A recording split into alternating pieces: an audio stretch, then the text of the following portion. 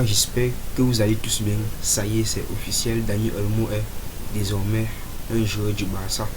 Le Barça, après avoir travaillé très dur sur le dossier Nico Williams, il a décidé à la dernière minute de rester à l'Atlético Bilbao, du moins jouer encore au moins une saison avec l'Atlético Bilbao.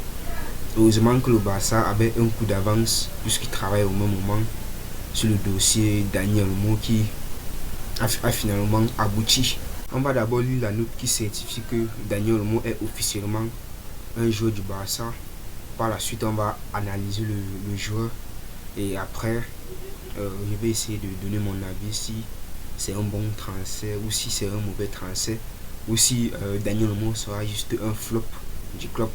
Donc c'est parti pour la note. Avant de commencer, si vous n'êtes pas encore abonné, abonnez-vous et laissez un petit pouce bleu, ça me ferait beaucoup plaisir. La conclusion de ce dossier était intimement liée à l'échec du cas Nico Williams, car les finances des Barcelonais ne devaient pas leur permettre de boucler ces deux opérations.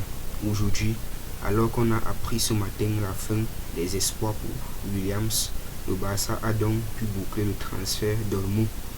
Comme l'affirme le journaliste italien Fabrizio Romano, un accord a été trouvé avec le RB Leipzig tandis que le joueur était déjà OK.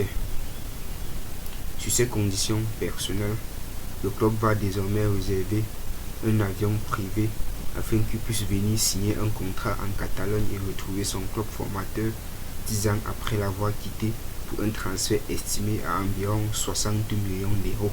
Lorsqu'on voit quand même le joueur, on ne peut pas regretter que le Barça ait mis 60 millions d'euros pour le signer parce que Dani Olmo c'est pas quand même un petit joueur, c'est un très grand joueur. Il a été décisif lors de l'Euro 2024 dans tous les matchs.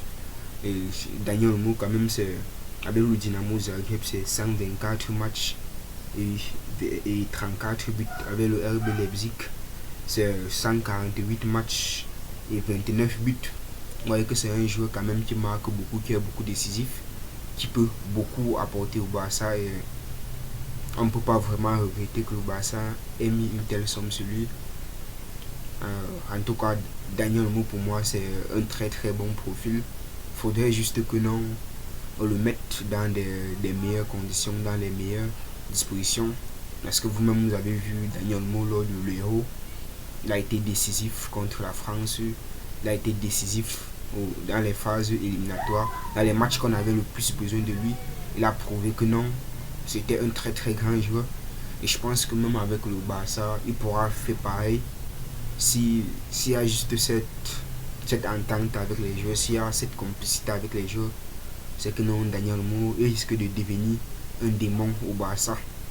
C'était donc tout pour cette vidéo. Si vous avez aimé, n'oubliez pas de vous abonner et de laisser un petit pouce bleu. On se retrouve juste dans les prochainement pour de nouvelles vidéos. À la prochaine, ciao.